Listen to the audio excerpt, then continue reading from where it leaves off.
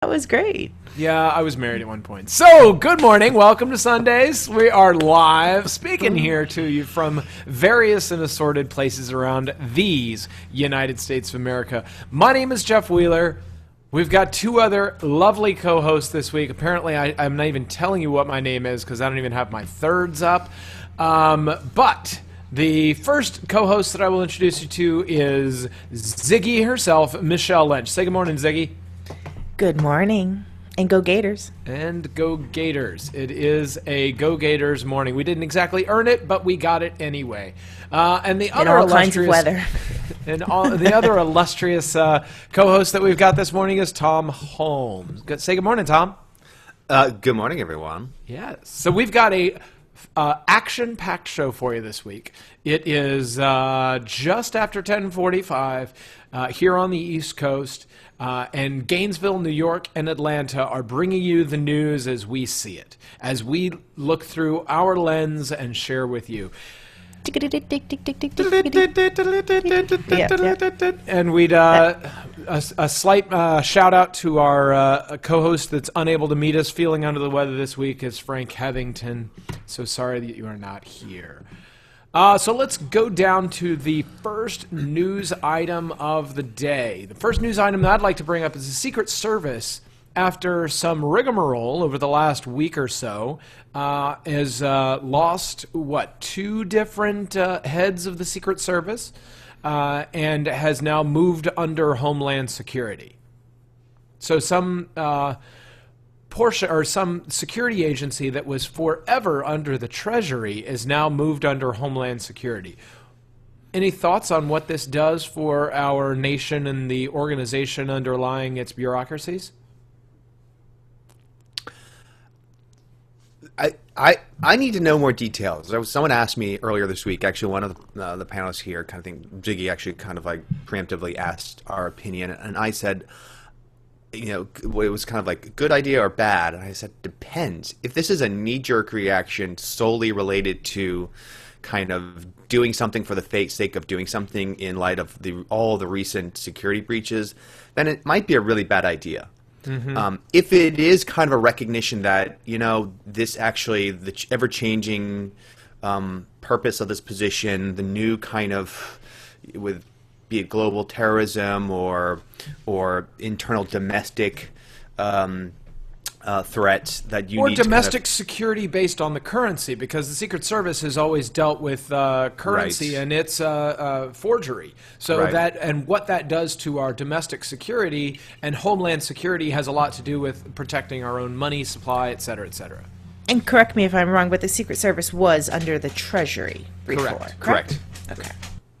Because it was the only place for it back when. If it's being done for all those kind of logical recognitions of, Homeland Security did not exist until the last 10 years. Right. Or more, 14 years, 11. 2001 till now, right? Thank you. Or 2002, I think, is when Homeland Security was found. So if it's being done in recognition of that and the change, then it's fine. But if it's being done solely as kind of a CYA or look at us, we're doing something, then I'm more than likely going to opine that it's a bad move. Yeah. Or it's an ill-footed move that may turn out for the best, but the jury's still out. Homeland Security Act of 2002 founded the Homeland Security Department under George W. Bush. Who was the first director of Homeland Security? Tom Ridge. Yeah, I believe so. Was a former governor of Pennsylvania, right? Well done. Tom Ridge, I believe. I'm going to check now. Did you know that just or did you come to that in your head? I remember that it was the former governor of Pennsylvania, but I couldn't. Yeah, it's Tom remember Ridge. His name. Tom Ridge. Because whenever I fly in and out of Erie, Pennsylvania, the airport there is named Tom Ridge Airport. Oh. Which is ironic because they don't really have more than 1.5 TSA agents on at any given day. All right, so my opinion on it is, okay, so since 2002, when they tried to create relevance for the Homeland Security Department, right? Okay, well, it's an idea to have something that's here to protect our homeland.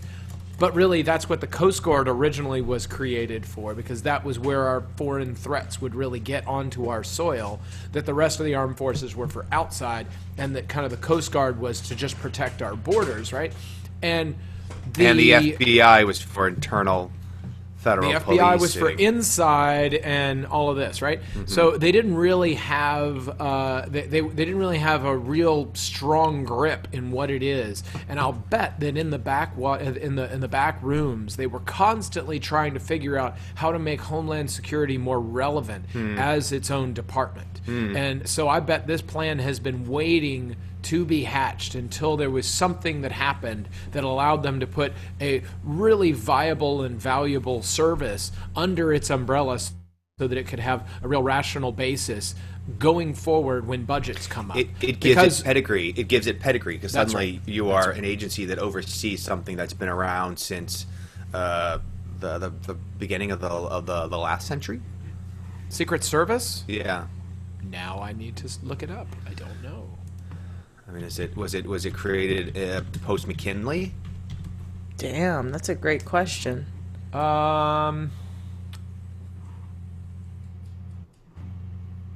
going to find out. We're looking up, and this is the pausing. As we are the learning United with States all of Secret you. Service. That's as a we very look it up. while you're doing that search. I just want to. That's a very interesting point because I remember back when the Department of Homeland Security first formed, I had two problems with it. One, I still have this problem with it. Is I hate the name. Because I've never heard anything like when I hear the word homeland, I think of, I'm sorry to say it, I think of apartheid era South Africa and the homeland. So, this is where we put where we keep the blacks, and it's like it's such a negatively charged word, homeland. Mm-hmm. I mean, it's not the Department of National Security, not the Department of America. Fuck yeah, it's the Department of Homeland. Who says homeland? That just it just feels like jingoistic. I don't know. For a government department to have that name, I just really kind of ruffle my feathers. And then also to what Jeff was saying, even ever more so eloquently than I think I ever have, is I never understood at the beginning what the purpose was, because I didn't even think about the Coast Guard. I went when they were saying, the Department of Homeland Security, which is going to be in charge of counterterrorism and blah blah blah, and I went, I'm sorry, I thought that was the FBI's mandate for counterterrorism and counterespionage. And the CIA is for the CIA, but not. Yeah. CIA is supposed to be international, strictly not supposed to be domestic. Right. FBI the is FBI domestic. is supposed to do what the CIA does, but on our side of the fence, and CIA is supposed to do it on the outside. And the Coast Guard is supposed to keep that going, and then where's border security, and it's rough. So I never thought about the idea that this might have been an idea of the Homeland Security for a while, and that this kind of allowed them the opening drive through it. To make it valid. And so it's 113 years old. The Secret Service is 1901 was when it was founded, after the McKinley thing, which is what you referenced. Boom! I mean, double seriously, points. Boom goes the Nicely dynamite. done. Sorry to yell on the mic, but that was exciting. Yeah. I didn't waste all those years getting degrees in history for nothing. Yeah. Yay! It helps me in Jeopardy and on this show, folks. So that the Secret Service is only supposed to cover the president for 10 years after the date the president leaves office. Right. Yeah. So from 1997 until 2013. They weren't supposed to protect presidents. But Barack Obama recently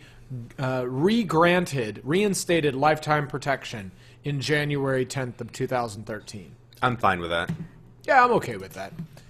I would rather give them that than give them some high pension of dollars. Well, they still get a pension. Yeah. And the reason why the pension was put in place, really, the president's pension, was because it didn't exist until, I believe, after the Truman presidency. Because Truman, basically, this was back in the day, presidents didn't leave office and go on the talk circuit and get $1 million book deals and this, that, and the other. They went home. And so unless you had landed estates and were a Virginia farmer or something, you didn't have much to go back to. So Truman was pretty much desolate, broke. And the idea of having a because for a whole host of reasons. So the idea of having basically a poor president was so kind of like striking that the Congress passed and created the idea of a permanent pension. 1958. When there was two former living presidents, Herbert Hoover and Truman. Dwight D. Eisenhower was the first president to fall under the act upon leaving office. So Andrew Carnegie offered to endow $25,000 annual pension for former chief executives in 1912, but Congress questioned the propriety of such private pension. Legislation introduced that year to establish a presidential pension failed. Jesus. And just like you said, Carnegie did Wikipedia corroborates Thom once again. And I swear I wasn't like in the background updating those Wikipedia pages so that I could look smart. And really, can Wikipedia travel that quickly from New York to Atlanta? Is that even possible? Yeah, possibly. I mean, people make jokes right after football games about things that have to immediately like quickly get edited out and taken down. But that's not what we're here for. We're here for not just wikiing, but for espousing, wiki-leaking. I don't know. Wiki-leaking. I'm not. So leaking. yeah, keep an eye. We'll keep an eye on this whole Homeland Security Secret Service thing to see what comes of it and what the fallout blowback might be. Yeah. What else you got? What else you got today? Michelle, you want to jump on the Sure. scoreboard? The scoreboard. So our fine gentlemen have taken to the field, and they are. Hey, look at Thom! Christ! Thom is showing off. Look at that! You're showing both the Wow. back bulge and the front bulge. That is amazing. Those are Oh, nice sorry. pants. It's got a gate on the other side. Does it really? Which head? Oh! Okay. All right. Those are nice. Those are nice. These are my tri-shorts. We like. Oh, that's what they're called, tri-shorts, and they're called for triathlon. Yes. I assume. Yeah. They're similar You to can bike bike shorts, in but them. they're similar to bike shorts, but they have a little less padding in the back Oh. because so they don't get completely soaked and you're running in like a diaper. Right. Okay. Thom is So- our resident expert on all things that are Athletic. very healthy, athletic, and running and triathlons. And he just today did 20-mile run. That is That to me is amazing. I slept. But my You are good, sir. feet of athleticism is nothing compared to those of yesterday. Correct. Right. The feat of athleticism of yesterday. Speak about it. I didn't even see the game. Go. Athleticism. I actually didn't watch the game because I watch it through Facebook, I guess is the way I should say it. And You watch it vicariously through social media. yeah, even though What has I a world come to? You can't even watch sports ball anymore. you can't watch sports ball. I listen to Mick Hubert on the internet. I don't know about y'all. That's so. nice. I usually do that, but yesterday I was a little. I thought I'd get the feel from the city. Ah. I will tell you that the city did not feel electric last night. I don't. Yeah. Yeah. Imagine if tell. you will. Yes. Mind you, So- for those of you who might not be in the clue, but if my shorts weren't a giveaway, or good point. where Michelle was a giveaway, the University of Florida Gators defeated the University of Tennessee for the 10th time in a row. A thrilling 10-9 matchup, which was only resolved in the fourth quarter, apparently. Yes. Only resolved when the Florida Gator quarterback was benched and somebody else went in there and actually played football. Yes. Do you like field goals? Like low-scoring games? You missed out on a match. Yes, all of those things. So, yeah, the question I raised, and actually a mutual friend of ours or somebody that went through Gator Band with us, said, it doesn't matter, just look at the scoreboard. And I was said like, this? I'm not going to do that. No, we don't name names of people who are not either panelists or Or not present. not present. Yes. So that was like, I don't know. I feel like, yeah, it has to be a little bit more about the scoreboard. Yes, it's nice that we won out in the end, but I'd want a good game over a final score. And I'm sorry, did you, especially if you saw social media, did you see the trolling that the coach of the University of Florida did at the end of the game? Yeah, where he looked at everybody and went, Oh, man. it's great to see all of these fans up here disappointed. Which, for those of you Is that the comment you're referring to? Yes, I believe that it might even be verbatim of what he said. Yeah, so and it was classy. the coach of Florida, who last year racked up an amazing 4-8 schedule, a 4-8 record, and is his buns are pretty burned because he's been on the hot seat for a while, and chances are this is his last hurrah. Just won a game, an ugly game, 10-9, where they hadn't scored until the fourth quarter. And you said won, and I'd like to change that to didn't lose. Didn't lose. They got an interception late that basically helped them score, and then another interception which stopped Tennessee from getting into field goal range. So they basically didn't lose. Tennessee didn't win. Yeah. Failed to complete what they'd started. Right. And so then to have that kind of, I understand sports comes with bravado, but damn, dude, you have not earned that kind of bravado. So check yourself. Yep. Indeed. He's trying to get the Miami swagger before he actually has any wins to support it. Good grief. Maybe not in this episode, but if anybody can explain to me, there's new rules that have happened, correct? So for leaderboards and who's where, and I'm kind of lost again.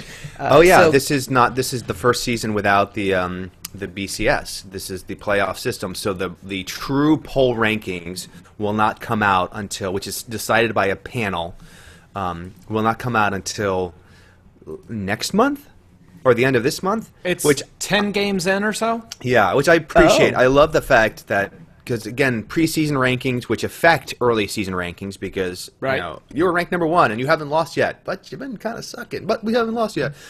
Those don't matter. It's really going to come down to, all right, we've seen these 10 games played. Here are the rankings. So it's ultimately the top 4 teams, regardless of what they've won or if they've division championships, whatever. Top 4 teams. This is the top 4 college football teams. Top 4 college football teams will move off into a playoff system. I assume that people from, like, I don't know, Bolivia or something, they're watching and they're like, well, what are you guys talking about? Is this their basketball? Or, I don't know. I'm just trying for our viewers out there. This is football American. Football Americano. This is not football. Americano. This is rugby with passing. What? Do they even do that? No. Although I do, it's more like, Celtic rules football is more like Aussie rules football. I shouldn't say that even. So, oh my God! There was other excitement in you mentioned is it all about the score, right? Yeah. So the top 10 polls had a number of teams that did some flop ups and switch ups. The highest number of 5 out of the top 8 teams lost in the AP. And that's never happened in the history of the AP, which was begun in 1936. Wow. So Florida State held on, and they were the AP number 1. Oregon, which was the AP number 2, lost. Alabama, who is the AP number 3, and the USA Today number 1, lost. Oklahoma, they won, right? Oklahoma lost. Oklahoma lost. Auburn, who was number 5. No, that was Oregon University was OU, excuse me. So maybe Oklahoma won. Right. Auburn, I think they won. Texas A&M, who was number 6, lost. Baylor, who was the AP number 7, I don't know about them. UCLA, Michigan State, didn't they lose to? No, they won. They almost lost, but they won. Okay. Against Nebraska. Okay. And then Ole Miss is the guys that were number 11 that took over for Alabama, and LSU, which was number 15, lost. And suddenly, the epicenter of the college football is the state of Mississippi. Yeah. Because it could, the one of the 4 places in the playoffs could be decided by the Egg Bowl. And for those of you, the Egg Bowl is Ole Miss versus Mississippi State, excuse me. Right. And the winner of that probably, possibly will win the West, will win the SEC, and definitely have a place in that 4 spot. Right. Man, we are talking a lot of sport here. We never talk sport. Yeah, we need to move on to something less sporty. Less sporty. Jeez. And I brought it up. Sorry. That's amazing. I agree. I'm going to bring some science into it. So there is 100 kilometers in Arizona that has kilometers marked on all their street signs. So they tell distance to the next city or state in kilometers. There is now a pitch to remove those because it creates confusion. This particular section of about 60 miles of highway is kind of outside Mesa, Arizona, was a hangover from the Carter administration, where they did a pilot program to convince people, it won't be too bad to move over to the metric system. Thoughts? Should we do it? Should we not? It's irrelevant? It's useful irrelevant. To leave or useful to take away? I say leave it, as it's a historical marker, and it is kind of if it truly is the last section of kilometric measure on a U.S. road. Contiguous, because there's a couple other spots that have it in one sign, but it's the only contiguous section. I say leave it. If there's additional signage or translations for us Americans, and I'll be the first one to admit, I love the concept of the metric system, but I obviously wasn't raised using it, so I can't speak well of it. Mm-hmm. I wish we used the metric system. I wish we used it. But I have to admit, I don't think it's ever going to happen. So. Yep. Okay. So the problems I have with the metric system is, first and foremost, with the centigrade, is hard to tell room temperature. That's just too few degrees in order to goodly tell temperature. I will agree to that. I will agree to that. If you had double C as your room temperature was in double of degrees centigrade, that would be glorious and beautiful, right? So it would be, say, a normal room temperature is 22 degrees centigrade. You have double that, and it would be nice and good. You're in the camera. Excellent. Okay, I would agree. So I was like, what is she doing? Got visitors. You're like. It's nice to see you. Yes, definitely. We love when we have visitors. Any of our guests out there that are watching, if you would like to join us one week, please respond to any of the events, and we will try and our best to get you in here, or at least get your opinions in here. By the way, the glasses are because Jeff blinded me with science. That's why. Oh, yeah, right. Oh. I do not know what to do with all of that. Thank you. The end. I saved it. Yeah. Okay, so we'll move on to something else that is another piece that will make you throw open your mouth just a little bit. There was apparently a couple that did artificial insemination, bought their seed from a sperm bank, and that purchase of seed was not what it was purported to be on the outside. There were 2 white individuals who apparently acquired seed from an individual that was of another ethnic persuasion, and they are now suing the sperm bank for this mislabeling. Thoughts? Ethnic persuasion?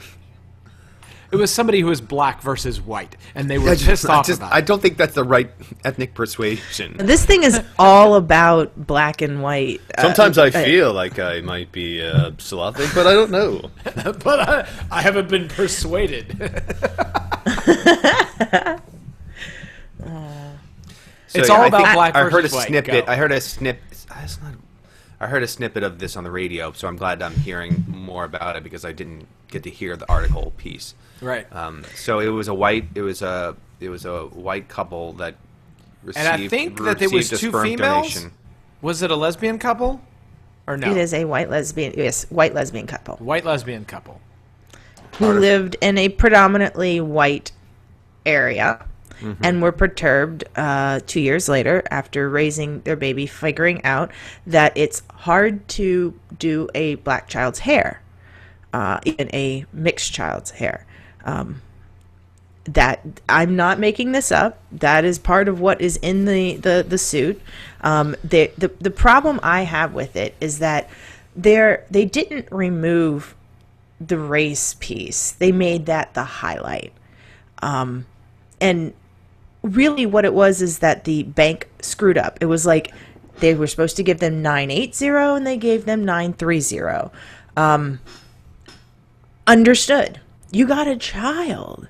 Like, Yeah. what? I don't know. Like, choosing that kind of thing. Like, is there?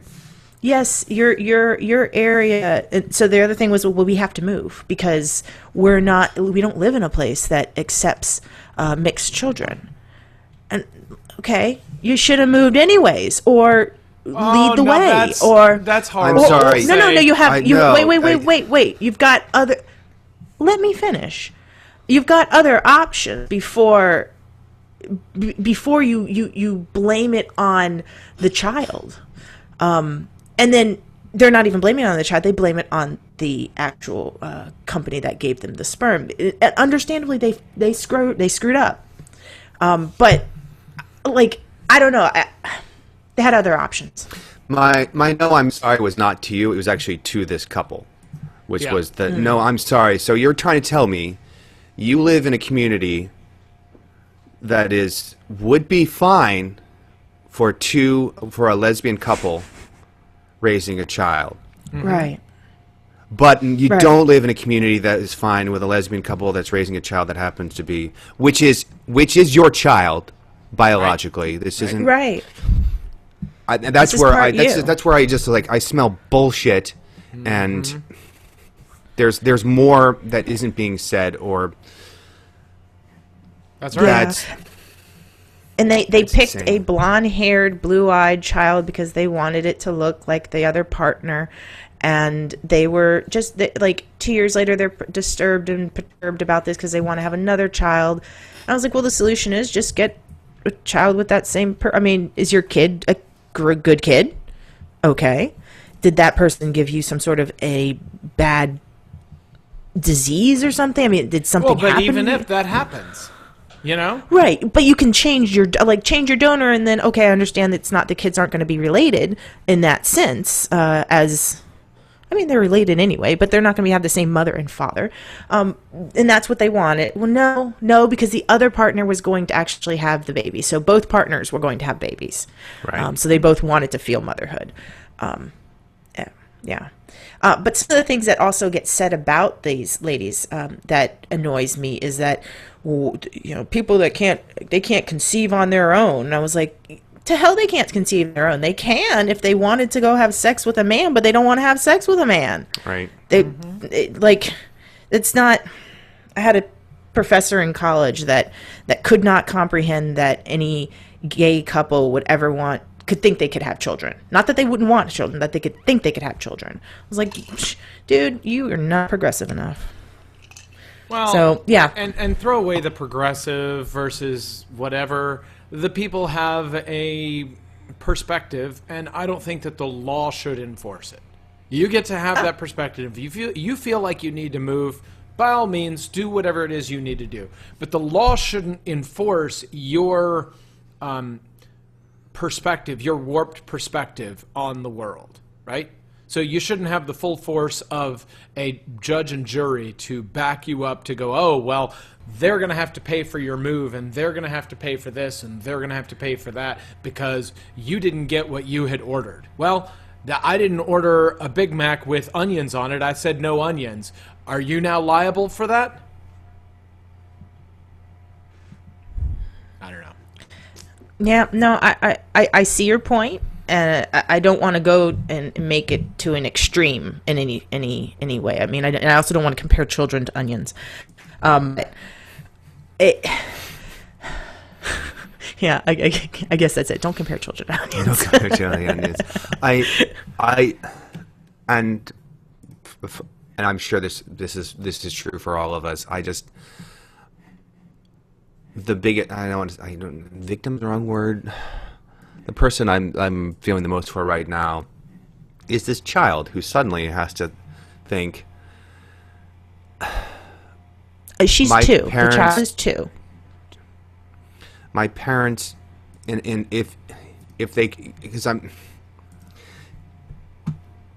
by.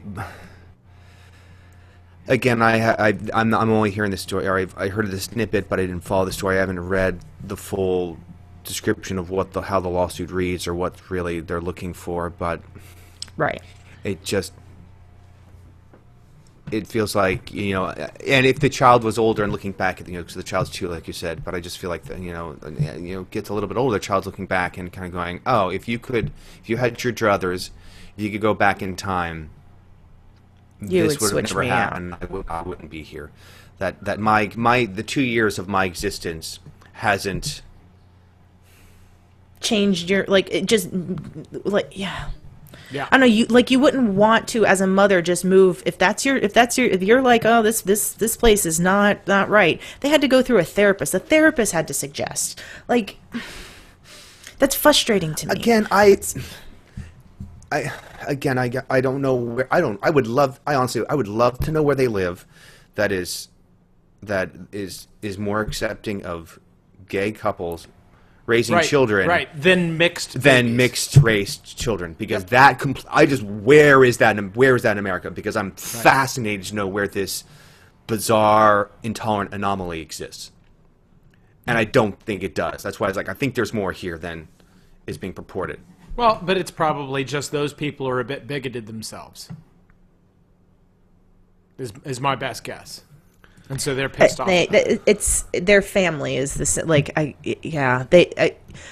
they've gone through so many struggles with their coming out, I'm sure, and they perhaps were like, I don't want any more. But that's life, ladies. It is life. Life deals you craziness, and you got to deal with it. Speaking of, let's go to another legal story. Right, so the Marriott, a hotel chain, was fined $600,000 for jamming customers' Wi-Fi. Right, so customer comes in, gets a room, goes in with their cellular device, and creates a hotspot for Wi-Fi for them to use their computer, their laptop computer, from a cellular connection onto Wi-Fi for their laptop to grab onto and to connect up to the internet. Apparently, Marriott was utilizing some jamming technology on Wi-Fi and was blocking the customer's ability to do that. The FCC found out about this, and because they were charging approximately $25 per day in order to get people to use the Wi-Fi that was available there. And basically they were doing it so that you could get a better connection to the hotel Wi-Fi.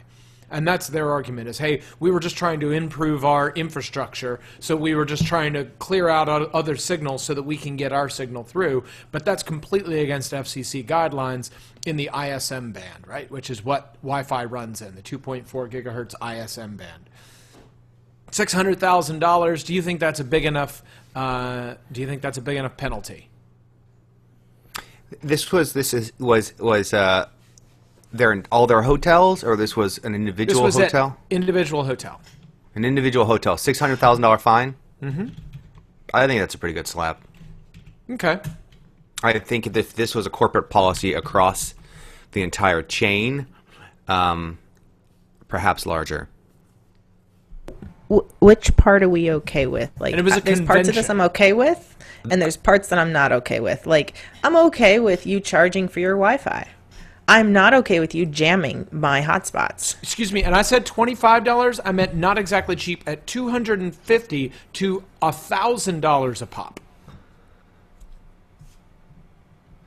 Oh, that's going backwards. This is a convention center. Yes. This is the convention center. This totally makes sense because having been to, because we started to, like, after this whole racket of like hotel convention centers and what they basically charge you for. They nickel and dime you. Or I shouldn't say the $100 and $250 you for everything. Right. You want an 8-outlet power strip? Yeah, that's going to cost you a rental fee of $130. I'm not even making it up. You can't bring in your own because it hasn't been verified by our engineers, and it's such a racket. And that we started to send out our cruising staff with our conference staff with hotspots. Oh man! Now that I know this, it's not enough. Yeah, I want the fear of God and anyone running a conference that maybe we shouldn't be doing this. Maybe we shouldn't be ripping off people. I thought you were just saying a hotel in the rooms and people in their rooms could be using it, but it's those conference bastards. Yep, the hotel conference thing is just such a racket. It's disgusting. Oh, and it was at the Gaylord Opryland. Oh, and I love Opryland. Yep, that's the one. That's the Marriott property that was... I went there on a high school band trip. Yep. Civil penalty. So the thing is now the person who gets the $600,000 is the FCC. Does that do anything? What? I don't know. What do they do with that money? Right. What do they do with it? They're just going to pay lawyers or something. They are not government, by the way, people. Just FCC not you guys, not? but they are special agencies sanctioned by the government. They have special privilege, but they are a separate entity, all in of themselves. Garbage. It's garbage. I'm just going to tell you, garbage. That's knowledge, not garbage. Garbage. But the whole I get what he's saying. Yeah, it's a racket. It's a racket. Another piece of garbage. Top Gear flees Argentina because they had basically a slur across their number plate on the front of the car that they were driving around. They were driving around a Porsche 944 in Argentina, and it made reference to the 1982 Falklands War and how the Argentinians could not defeat the British in the 1982 Falklands War. The license plate said H982FLK for Falcon, and they were just driving around, and the city folk noticed this, got pissed off about it, and basically egged and stoned their car until it wasn't drivable, and then they had to leave with a police escort and flee to the Chilean border. That's just news of the weird, folks. That's news of the weird. God. Jeremy Clarkson was on his last Hold on. last warning, by the way, before this happened. He's had a number of run-ins. I don't watch the show, so I don't know much about him or he's funny. This show. He's funny and witty, but he is wrong in so many ways. Oh, so this wasn't some kind of accidental. This was highly intentional combination. I would give it a 90% chance of being intentional. Not knowing anything about him, that was going to be my first question. Is there any possibility that this was accidental? But now I'm maybe like, okay. 99% non-accidental. But they left enough in there that they have plausible deniability. They go, well, it just happened to be the license tag of the one that was there. We just bought that car. It just kind of happened. I don't know. Yeah. And also Top Gear, both Jeff and I, to endorse if we were getting paid, this would be great, but we are not. Yahoo Daily Digest. Yes. We both are reading this, and I believe I saw it on there as well. The thing is that at the end of the Daily Digest, it actually has like this little extra tidbit, and in that little tidbit, it said that the Top Gear is actually one of the most viewed shows across the world. Yep, on the planet. Because it's in so many, because it's in so many different networks and places. So, and it's one of the most popular shows on the BBC.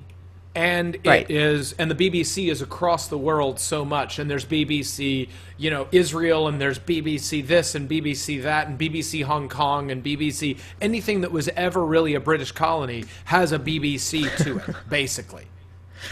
Colonization by communication. That's but they set in place when they used to be, because think about it, when it was still this colonial world was when the TV and the broadcast of radio and all that kind of stuff, and the British Broadcasting Service was one of the big proliferators of information back in those days. So they just put in place laws and rules that allow the BBC to operate, and they've just kind of left them there. And now they just make buku bucks off of it. Right, but to the gentleman's point, or the point of what he did, he had a lot of access to a lot of eyes. Mm-hmm. And that, to me, like, what is the BBC, like, how do they step in? How can they step in for that kind of stuff? Can they step in? I don't know very much about the BBC's, or the British communications as much as I do about American. He's pay dirt. Jeremy Clarkson is pay dirt for BBC. Right. So that's the debacle is, yes, they want to step in and do the right thing, but at the same time, they don't want to lose the fact that they have an exuberantly popular it helps host. to pay for all the other Right. all the that other makes stuff. dollars for them to do things like Doctor Who that nobody watches. Hey. Oh man, you're Burn. you're trying to start a fight. Don't start a fight. Oh, we lost our viewer. Dang it. One of Matt our Smith. many viewers today, you mean. And then I guess we'll go on to a more serious topic, the Umbrella Revolution that's going on in Hong Kong. Ella, hey. I actually don't know what you're referring to. So I feel Hong Kong. stupid. In Hong Kong, Tom, do you want to take it? Sure. It's almost, it seems fitting. We're now 25 years after Tiananmen Square in Beijing and the protests. There's student-led demonstrations against the kind of back steps that the mainland government is making against the autonomous island of Hong Kong, basically denying those kind of promised democratic reforms that were handed down after the Brits handed Hong Kong back to China in 1997.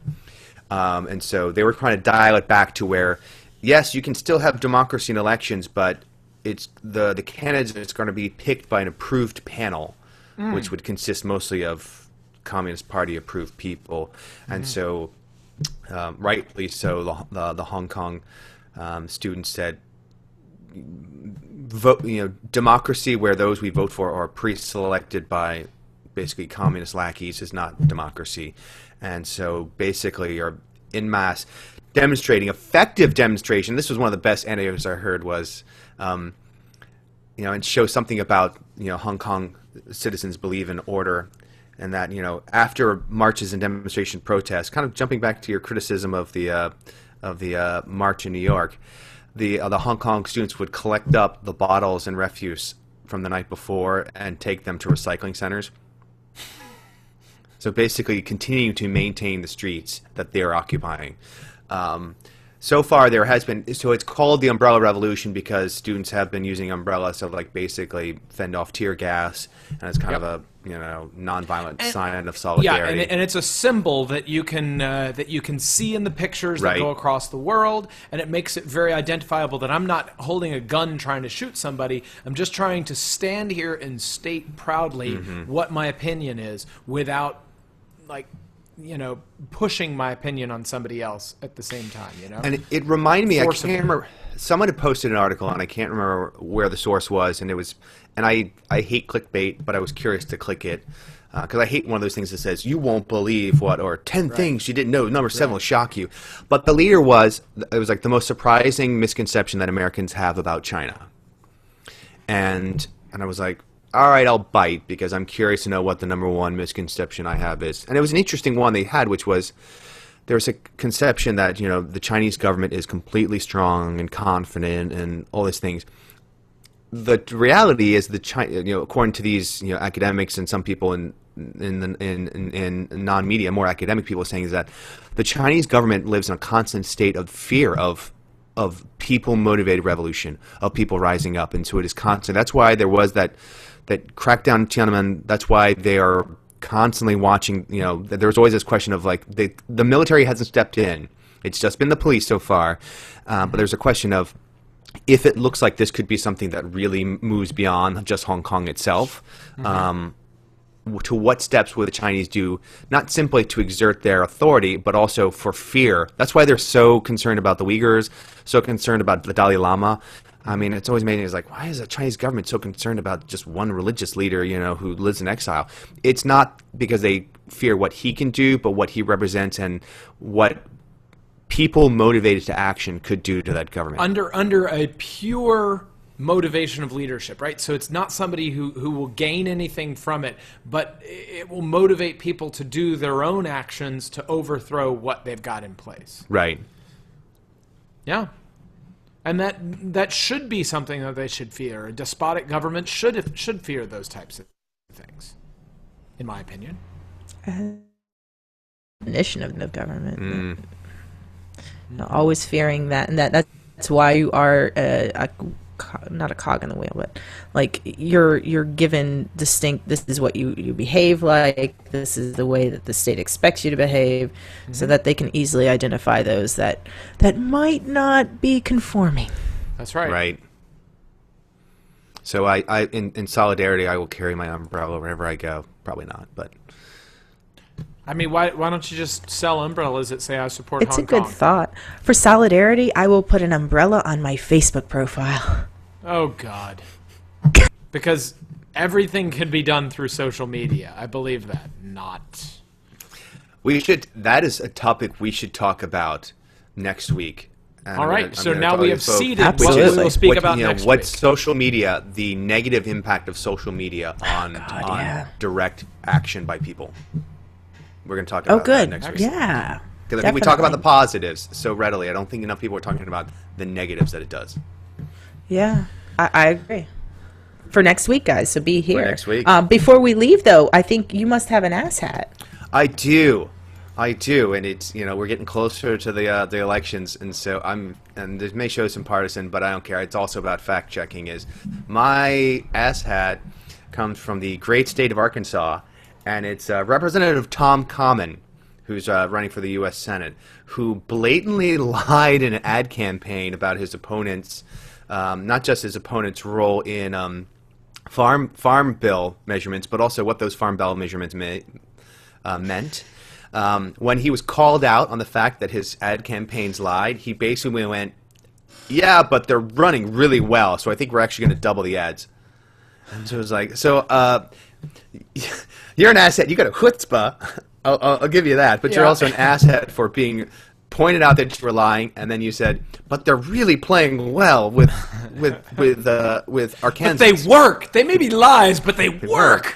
So Thom Cotton, representative from Arkansas, you are my asshat of the week. Oh, and on the election that's coming up, if you didn't realize it, Google Now has inside of its Google Now app a trick up its sleeve that has a pop-up for individuals that are living in states that are coming up in election. So Pennsylvania, Michigan are getting on their Google, residents of Pennsylvania and Michigan are getting pop-ups on their Google Now that say the registration deadline for registering to vote is October 5th.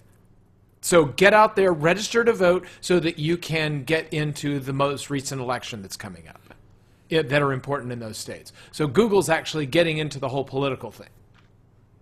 That's a tidbit. I just wanted to. I also saw Rock That Vote or Rock the Vote coming up again, which is what decade are we on with this?